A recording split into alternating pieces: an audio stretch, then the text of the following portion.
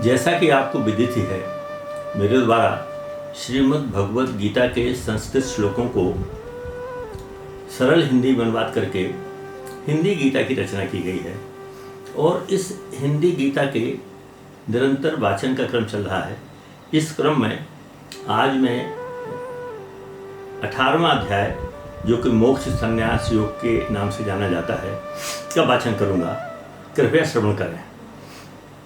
अर्जुन बोले, हे केशव, संन्यास त्याग के तत्व कहें। उत्सुक हूँ ऋषिकेश, कृष्ण दोनों का पृथक महत्व कहें। प्रभु बोले, संन्यास काम्य कर्मों का त्याग कहें ज्ञाता, केवल फल का त्याग ज्ञानियों द्वारा त्याग कहा जाता। कहते कुछ ज्ञानी के त्याज्य है, दोष युक्त हैं कर्म सभी। कुछ कहते तप दान यज्ञ है, कर्म न होते त्याज कभी। पुरुष सिंह त्याग के विषय में मेरा अटल विचार सुनो। भरत श्रेष्ठ त्याग के कहे जाते हैं 3 प्रकार सुनो। यज्ञ दान तप त्याज नहीं है, करने योग्य कहे जाते। यज्ञ दान तप तो मनुष्यों में भी पावनता लाते। कर्म नहीं आसक्ति कर्म की, और कर्म का फल अर्जुन त्यागा जाए, यही त्याग है मेरा निश्चित अभिमत।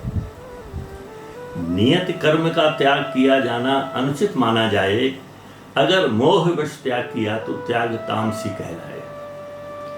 दें काया को कष्ट कर्म, इस भय से यदि त्यागे जाएं, यह राजसी त्याग कहलाता। मिलती सिर्फ विफलता है। नियत कर्म कर्तव्य मान कर पूर्ण करें, आसक्ति न हो। सात्विक त्याग यही है अर्जुन, यदि फल में अनुरक्ति न हो। द्वेष नहीं अकुशल कर्मों से, नहीं कुशल के अनुरागी। वे सत्वस्थ पुरुष मेधावी, निस्संदेह सच्चे त्यागी। कर्म किए बिन किसी देहधारी से नहीं रहा जाता। त्याग करे जो कर्मों का फल, त्यागी वही कहा जाता। मरने पर कर्म का अशुभ शुभ मिश्रित फल भोगते सभी। जिसने फल का त्याग किया, उसको न कर्म फल मिले कभी। कर्म सिद्धि के होते हेतु 5, अंत यदि करना हो। सांख्य शास्त्र में वर्णित है, तू मुझसे समझ महाबाहो। आश्रय कर्ता करण विविध, जिनसे यह कर्म किया जाता। भिन्न ये चेष्टाएं चौथी हैं, दैव 5वां कहलाता। जब मनुष्य तन मन वाणी से अच्छे बुरे कर्म करता।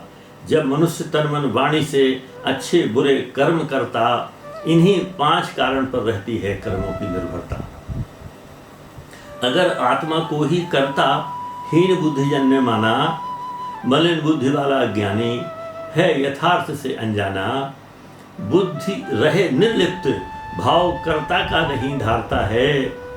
बंधे न जग में, बंधे न जग को अगर मारता, फिर भी नहीं मारता है। 3 तरह की कर्म प्रेरणा, ये ज्ञान एवं ज्ञाता। कर्ता करण क्रिया तीनों से मिलकर कार्य किया जाता। ज्ञान कर्म कर्ता भी बटते, ले गुण का आधार सुनो। सांख्य शास्त्र में वर्णित हैं, तीनों के 3 प्रकार सुनो। ज्ञान विभाजित भूतों में अविभाजित अव्यय दिखलाए। समता का यदि भाव समाहित, सात्विक ज्ञान कहा जाए। अलग अलग भूतों में अलग अलग भावों को दिखलाता। बहुदर्शी है ज्ञान वस्तुतः, ज्ञान राजसी कहलाता। केवल कार्य रूप काया में जो आसक्ति पूर्ण पाता, युक्ति अर्थ से रहित तुच्छ, वह तामस ज्ञान कहा जाता। नियत कर्म आसक्ति रहित हो, राग नहीं हो, द्वेष न हो, सात्विक ज्ञान कहा जाता। यदि फल की इच्छा शेष न हो। कामेच्छा से बहुत परिश्रम से जो कर्म किया जाता, किया अहंकारी ने जो, वह कर्म राजसी कहलाता। जब सामर्थ्य हानि हिंसा परिणाम नहीं देखा जाता, होता जो आरंभ मोह से, वह कर्म तामसी कहलाता। अब यहाँ इस 18वें अध्याय के प्रथम भाग को मैं विराम देता हूँ। इसमें अभी आपने श्रवण किया किस तरह भगवान ने त्याग के 3 प्रकार, कर्म के 3 प्रकार और ज्ञान के भी 3 प्रकार बताए हैं। इस अध्याय में भगवान ने यह भी कहा है कि ज्ञान विभाजित भूतों में अविभाजित अव्यय जो दिखलाता है वह सात्विक ज्ञान होता है। इसका मतलब ये है कि जो बहुत सारे जीवधारी हैं जो विभाजित हैं, उनमें भी यदि अविभाजित अव्यय अर्थात ईश्वर दिखाई देता है और समता का भाव है तो उसे सात्विक ज्ञान कहा जाएगा। अब मैं इस अध्याय को यहीं विराम देता हूँ।